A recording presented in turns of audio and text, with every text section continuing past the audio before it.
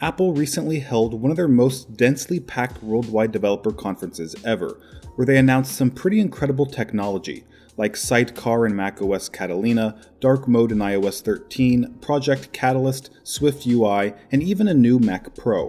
But despite all these exciting announcements, the product that received the most publicity was a display stand.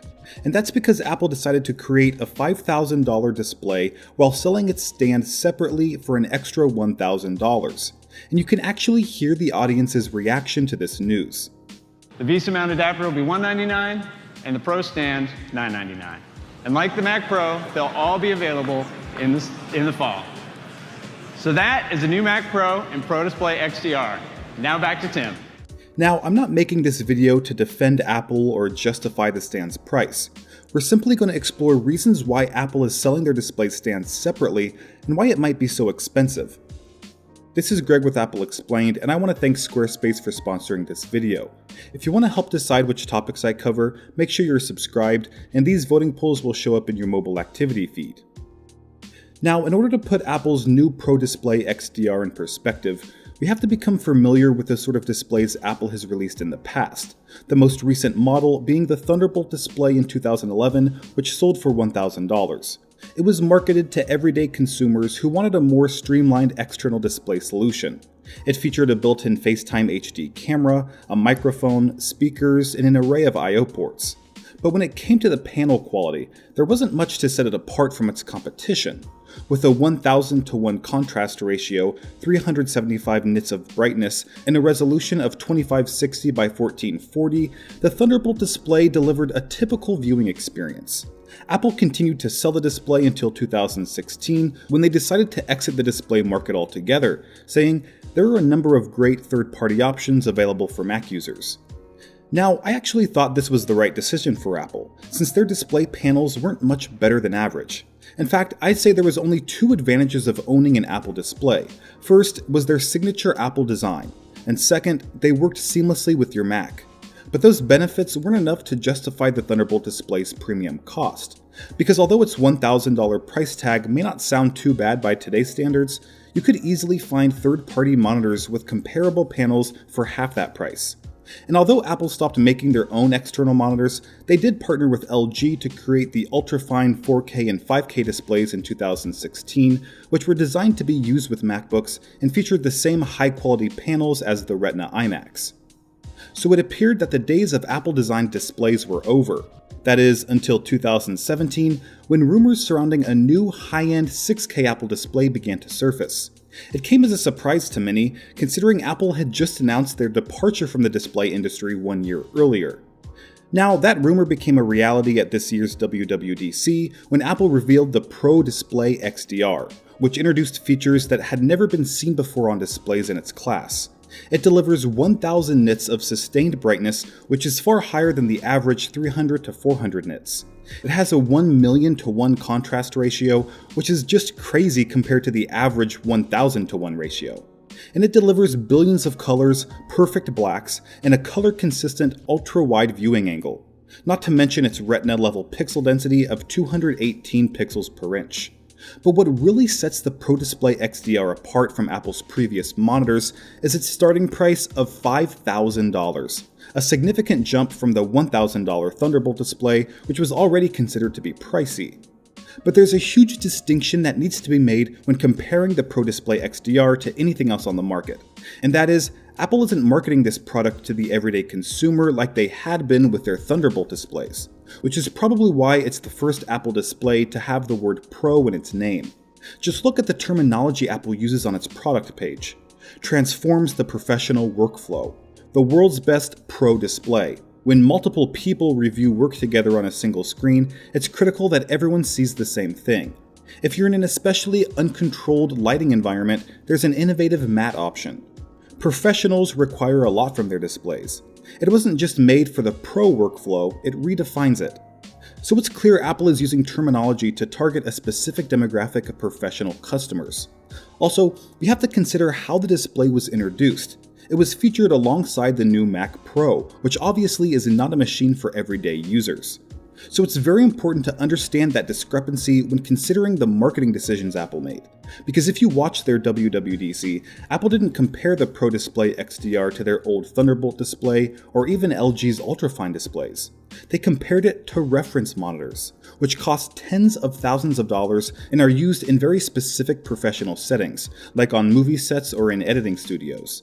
And in that context, Apple's Pro Display XDR will likely disrupt the display market by bringing features that were previously only available on expensive reference monitors to a more reasonably priced display. Now, before we go any further, I want to point out that there are some big differences between broadcast reference monitors and Apple's Pro Display XDR. While we don't know everything about Apple's new display, I think it's safe to assume it won't feature some of the very niche functionality of a $40,000 reference monitor. Things like interlacing options, attaching multiple SDI inputs for multi-camera recording, and allowing for custom marker overlays for different aspect ratios. These advanced features are necessary in many professional settings and likely won't be possible with Apple's Pro Display XDR. So while I don't want to lead you to believe that reference monitors will be replaced, it is true that Apple's new display incorporates many incredible features that pros would definitely find helpful. So now that we understand the context of this product in the Pro market, we can begin to unravel the mystery behind its $1,000 stand. You see, most professionals don't use stands with their reference monitors since they already have an existing workstation in place, so they'll simply mount it to whatever setup they already have. That's why Apple is offering a stand and VESA mount separate from the display. It seems like an odd approach to everyday customers, but isn't so strange to high-end professionals, which again is Apple's target market. But I don't think people were upset about the stand being sold separately as much as its $1,000 price, which is exorbitant. Now, Apple kind of tried to justify its cost by demonstrating how many components were inside the hinge and how much technology was required to counterbalance a display to make it feel weightless when adjusted. But the simple fact is this stand is not worth $1,000. It doesn't have the technology or component cost of a $1,000 iPhone XS. It'd even be a stretch for Apple to sell this stand for $500. So the big question is, why is this stand so unnecessarily expensive? Now, Apple hasn't given an official explanation and probably never will, but I think I have a reasonable answer. And it has everything to do with Apple's approach to their accessories business. You see, the term Apple tax has been used throughout the years to describe Apple's tendency to charge more for a product than its competition. And nowhere is this more apparent than with their accessories.